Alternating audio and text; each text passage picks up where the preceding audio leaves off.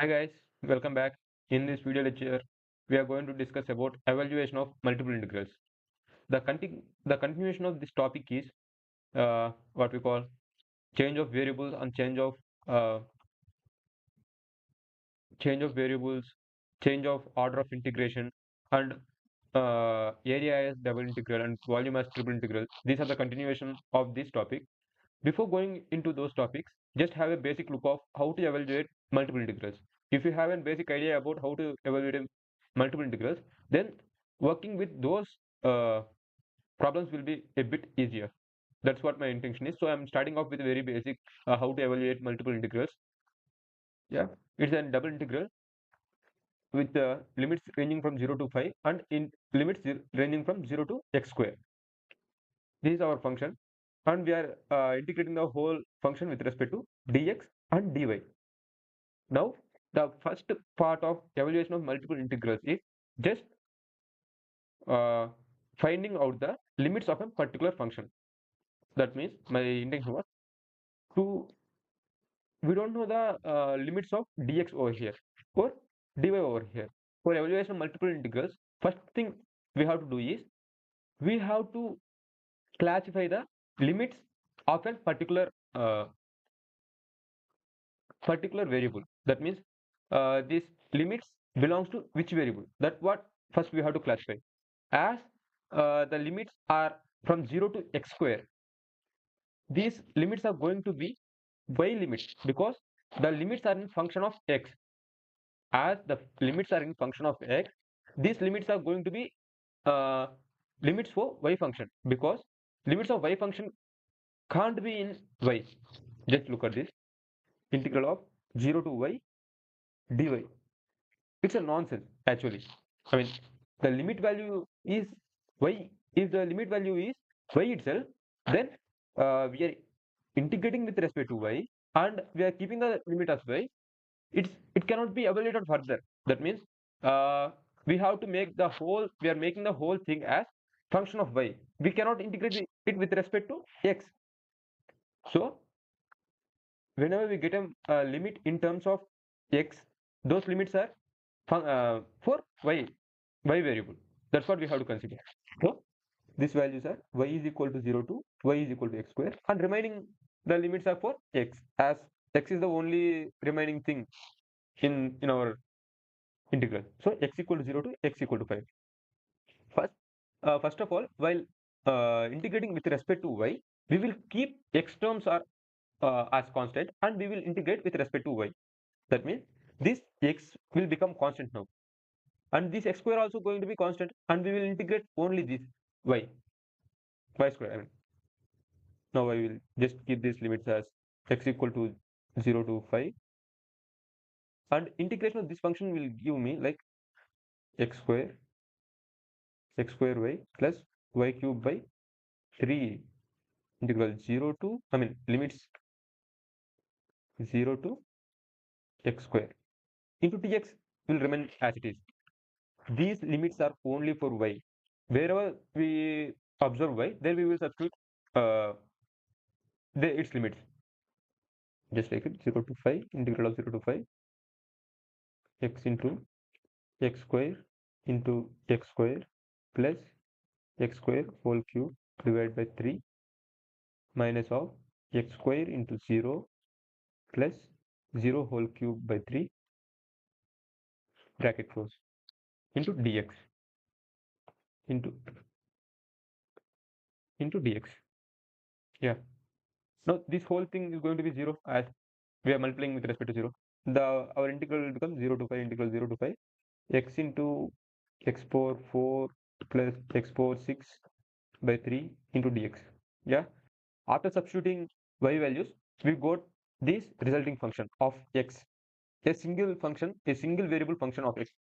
Now we are going to integrate it just like uh, integral. I mean, x power 5, if we integrate x power 5, x power 6 by 6 plus 1 by 3 into, if we integrate x power 6, we will get x power 7 by 7 integral 0 to 5. Now 5 power 6 by 6 plus 5 power 7 by 21. This is the value of our limit integral. That's it. And I have another triple integral. Just look at that problem also. This is a classic what we call triple integral. By looking at these limits, now we have to decide these are the limits of which variable. Here we are getting the we are observing the limits in terms of x and z. Then we can say that these are the limits of which function. We can't say y or x or something like that. Just consider we will do permutation and combination. If you are going to fix it to y, then it cannot be as it in terms of x. It can't be like limit of x function. Then it can be z. Then it can be limits of x. Yeah, we got limits for all our variables. We got limit for x, we got limit for z, and we got limit for y. Then we can fix this permutation. Then we can fix this permutation. We can carry forward to our evaluation of integral. Now we will evaluate the integral 0 to 1, integral 0 to x. As these are the limits of y, we will integrate the whole function with respect to dy. So we will get xy plus y square by 2 plus zy into dx dz. Limits are these integral limits are x minus z to x plus z. Now wherever we observe y, just substitute the value of y over there. That means x into x plus z plus x plus z whole square plus z into x plus z minus of means upper limit minus lower limit, right? X into x minus z plus x minus z whole square plus z into x minus z. The whole I mean dx dz remains the same. The integral values also remain the same. Minus 1 1 to 1 plus 1 minus 1 to plus 1 0 to x. Now I will integrate with respect to z, as these are the limits of, just observe it, these are the limits of z. Yeah, minus 1 to 1. Now I am integrating the whole function with respect to z. X square z plus z square by 2 plus it's a function of x plus z whole square. What we will get here over here, x square z plus z cube by 3 plus x z square. I am just expanding a plus b whole square, and I am integrating each and every variable. Then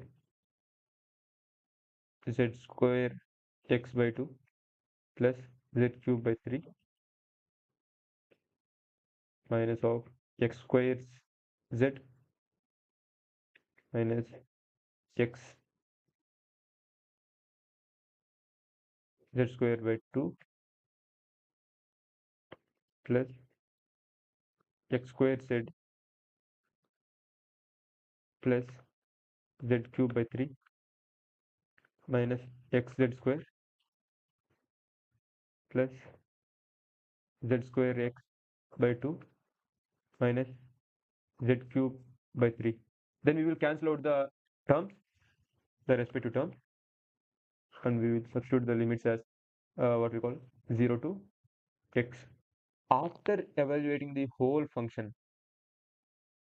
yeah, after evaluating the whole function, we will, after substituting its limits also, we will get this function.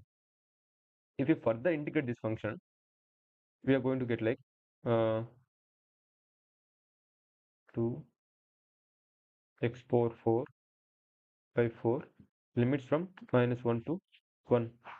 That implies 1 by 4 minus of 1 by 4. The whole term is going to be 0.